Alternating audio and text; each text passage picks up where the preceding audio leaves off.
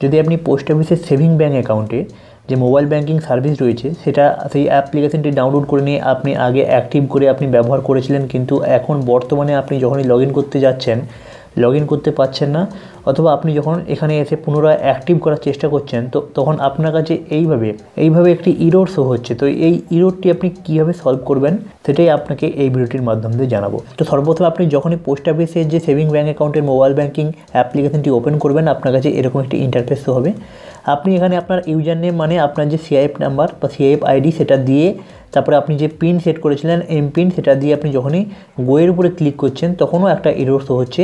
সেটা আপনি কীভাবে সলভ করবেন তার উপরও ডেডিকেটেড ভিডিও বানিয়ে রেখেছি। কিন্তু আপনি যখন এখানে পুনরায় অ্যাক্টিভ করার চেষ্টা করছেন আপনার মোবাইল ব্যাঙ্কিং সার্ভিসটিকে পুনরায় অ্যাক্টিভ করার চেষ্টা করছেন, তখন এখানে যে সমস্ত তথ্য চাওয়া হচ্ছে যে ইউজার নেম মানে আপনার সিআইএফ নাম্বার, এখানে ইউজার নেম মানে আপনার সিআইএফ নাম্বার, আপনার যে ডেট অফ বার্থ সেটা, আপনার মোবাইল নাম্বার লিঙ্ক করা মোবাইল নাম্বার প্লাস আপনার সিআইএফ আইডিটা এখানে দিয়ে অ্যাক্টিভের উপরে ক্লিক করতে যখন চেষ্টা করছেন তখন যদি এরকম ইরর শো হয় তো সেই ক্ষেত্রে আপনাকে যেটা করতে হবে আপনাকে আপনার যে পোস্ট অফিসের পাসবুক রয়েছে সেটাকে আপনাকে নিয়ে আসতে হবে সামনে।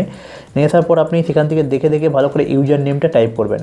ইউজার নেম টাইপ করার পর অনেক ক্ষেত্রে কী হয়ে থাকে এখানে এই যে ডেট অফ বার্থটাই কিন্তু পোস্ট অফিসের যে ডেট অফ বার্থ মানে আপনার যে অরিজিনাল সমস্ত ডকুমেন্টসের যে ডেট অফ বার্থ রয়েছে, কিন্তু পোস্ট অফিসে যখন আপনার অ্যাকাউন্টটি ওপেন করা হয় সেই সময় কিন্তু তারা বিভিন্ন রকম কারণবশত তারা সেখানে কিন্তু আপনার ডেট অফ বার্থটিকে মিসম্যাচ করে দেয়। তো সেই ক্ষেত্রে আপনাকে কিন্তু আপনি অরিজিনাল আপনার যে ডেট অফ বার্থ সেটা আপনি এখানে এন্টার বারবার করে যাবেন, সেই ক্ষেত্রে কিন্তু আপনি অ্যাক্টিভ করতে পারবেন না। সেই জন্য আপনাকে আপনার পোস্ট অফিসের যে পাসবুক রয়েছে পাসবুকটি নিয়ে আসবেন, সেখানে যে ডেট অফ বার্থটি উল্লেখ করা রয়েছে সেই ডেট অফ বার্থটি দেখে আপনি সঠিকভাবে এন্টার করবেন। যদি একই থাকে তো খুবই ভালো, তো সেই ক্ষেত্রে আপনার অ্যাক্টিভ হয়ে যাবে। কিন্তু যদি আপনার অরিজিনাল প্লাস আপনার পোস্ট অফিসের মধ্যে ডেট অফ বার্থ আলাদা হয় সেই ক্ষেত্রে কিন্তু এখানে এরকম ইরর শো হবে। পোস্ট অফিসের বইয়ের মধ্যে যে ডেট অফ বার্থ রয়েছে সেটাকে আপনি এন্টার করবেন, মোবাইল নাম্বার এন্টার করবেন, সিআইএফ নাম্বার এন্টার করে এখানে অ্যাক্টিভের উপরে ক্লিক করবেন। আর এখানে যে মোবাইল নাম্বারটা সেটাই এন্টার করবেন যেটা আপনার পোস্ট অফিসের সাথে লিঙ্ক রয়েছে। তো সমস্ত কিছু এন্টার করার পর এখানে আপনি অ্যাক্টিভের উপরে ক্লিক করবেন। যেই অ্যাক্টিভের উপর ক্লিক করবেন আপনার কাছে পেজটা একটুক্ষণের জন্য লোড হবে এবং আপনার রেজিস্টার মোবাইলের মধ্যে একটি ওটিপি চলে যাবে। যেই ওটিপি যাবে আপনি সেখান থেকে আপনার ওটিপিটি আপনার রেজিস্টার মোবাইলের মধ্যে ওটিপিটি দেখে আপনি এখানে সেই ওটিপিটিকে নিয়ে আপনাকে এখানে পুনরায় অ্যাক্টিভ করতে হবে। ওটিপিটিকে বসিয়ে নিয়ে যেই অ্যাক্টিভের উপর ক্লিক করবেন তো আপনাকে আবার এখানে পুনরায় আপনাকে এমপিন সেট করার কথা বলা হবে। আপনি এখানে এমপিনটি সঠিকভাবে আপনি মনে রাখতে পারবেন এমন একটা 4 সংখ্যার এমপিন আপনি এখান থেকে ক্রিয়েট করে নেবেন। ক্রিয়েট করার পর আপনি এখানে নিউ এমপিনের জায়গায় টাইপ করবেন, কনফার্ম এমপিনের জায়গায় টাইপ করে সাবমিটের উপরে ক্লিক করবেন।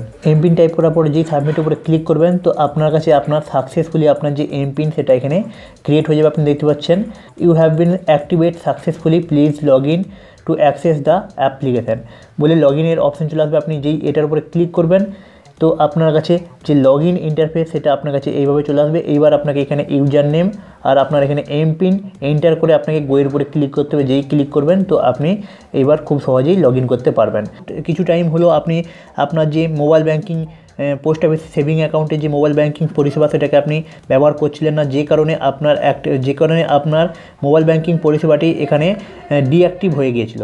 তো আপনি পুনরায় আবার আপনার অ্যাকাউন্টটিকে মোবাইল ব্যাঙ্কিং সার্ভিসটিকে কীভাবে অ্যাক্টিভ করবেন তার পুরো প্রসেস জানিয়ে দিলাম এবং আপনার কাছে এরকম ইরর হলে আপনি সেটাকে কীভাবে সলভ করবেন সেটাও আপনাকে জানিয়ে দিলাম। তো আমি আপনাকে এখানে একবার লগ ইন করেও আপনাকে দেখিয়ে দিচ্ছি। তো আমি এখানে ইনফরমেশান ভরে নিয়ে আমি যেই এখানে গোয়ের উপরে ক্লিক করছি তো আপনি এখানে দেখতে পাচ্ছেন আমার এখানে কিন্তু সাকসেসফুলি আমি এখানে লগ ইন করে ফেললাম। তো আশা করছি আপনি পোস্ট অফিসের যখনই আপনি পুনরায় অ্যাক্টিভ করতে যাচ্ছেন তখন যে ইররটা শো হচ্ছিল সেই ইররটাকে কীভাবে সলভ করবেন তার পুরো প্রসেস আপনাকে এই ভিডিওটির মাধ্যমে জানিয়ে দিলাম।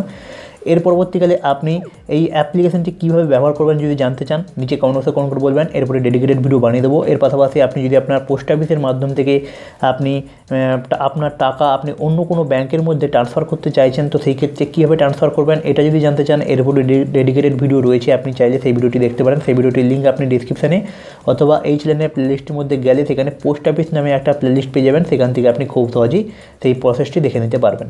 তো দেখা হচ্ছে এমনই একটা নতুন ইন্টারেস্টিং টপিকের সাথে। ততদিনের মধ্যে নিজে ভালো থাকবেন এবং আপনার আশপাশের সবাইকে ভালো রাখার চেষ্টা করবেন।